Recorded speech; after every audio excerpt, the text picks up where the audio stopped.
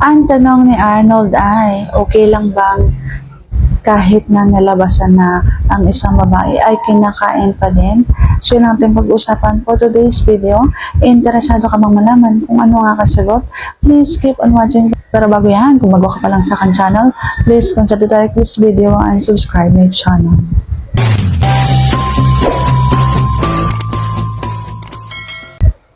Ang isasagot ko ay syempre depende sa'yo kung gusto mo yung lasa na nilabasan ng isang babae, ikaw ang bahala, sige kainin mo.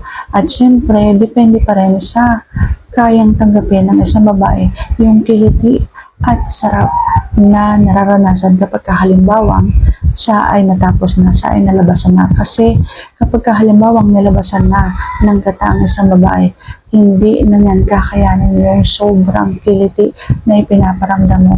Kapag halimbawang yun at yun pa rin yung sinasabi mo, dinidilaan, inuutot mo. Kasi kapag halimbawang hindi na bago yung pwesto mo, hindi na bago yung paano mo siya kainin at ut-utin at dila-dilaan, yun at yun pa rin yung kiliting nararamdaman niya, siguradong uulit-ulit yung gatang nararamdaman niya. Pero depende siyempre sa iyo kung paano mo dalahin ang isang babae, kasi manlalaman niya.